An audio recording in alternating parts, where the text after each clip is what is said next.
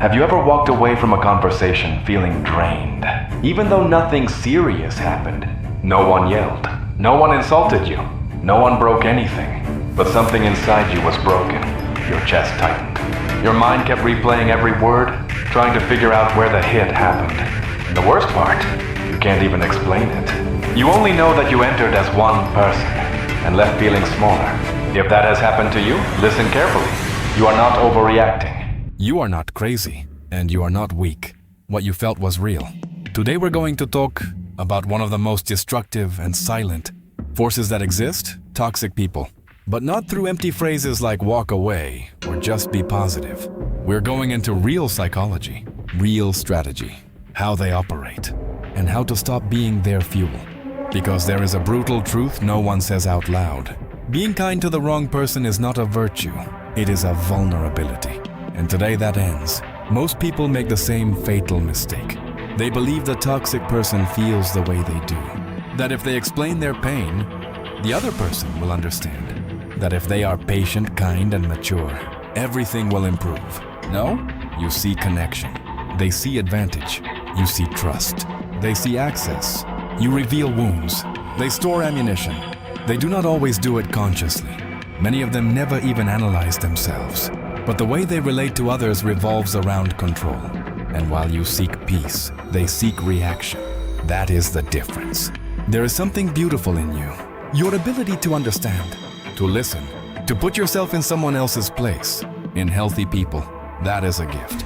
But in the wrong hands, it becomes free access to your energy because they quickly detect who forgives too much, who doubts themselves, who always gives one more chance. And there they build their kingdom. They make you feel guilty. They confuse you. They exhaust you. And when you react, they say the problem is you. They do not want to solve anything with you. They want to keep you available. They want you to keep explaining yourself. Keep justifying yourself. Keep trying to prove your worth. Because while you do that, they keep their power. Understand this. Your emotional reaction is often the real objective. Not the conversation. Not the truth. Not the solution. Your reaction. The day you understand this, you change. You stop responding the same way. You stop chasing endless clarifications. You stop arguing over every provocation. You begin to become unreadable. And that bothers them more than any fight ever could. Because a toxic person knows how to manipulate emotions. But they do not know what to do in front of calmness. When someone wants to provoke you, they expect fire. If you get angry, they win. If you justify yourself, they win. If you enter the game, they win. But if you respond with serenity, something changes. A pause, a calm look. And I understand. And then continuing with your life. That destroys the dynamic. Because the manipulator needs fuel, and calmness leaves them empty-handed. Another common tactic is making you feel replaceable. They talk about someone else. They compare. They provoke jealousy. They show attention to others in front of you. They want you to compete. Because when you compete for attention, you already lost power. The smart response is not to fight.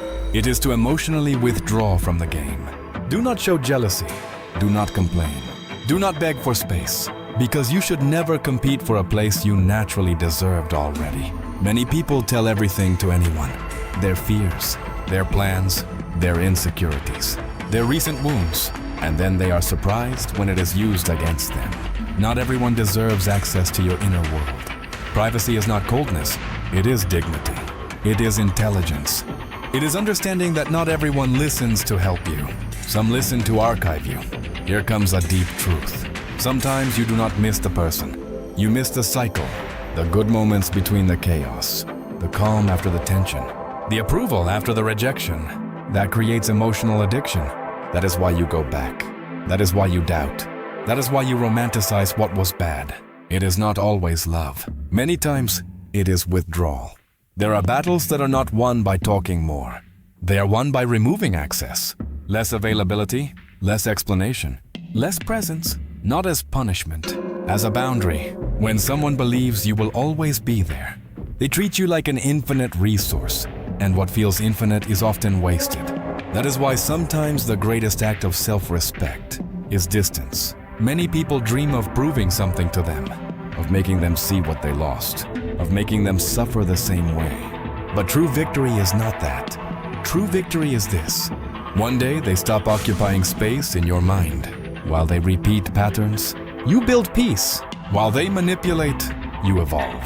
While they seek attention, you build real value. You are not becoming cold.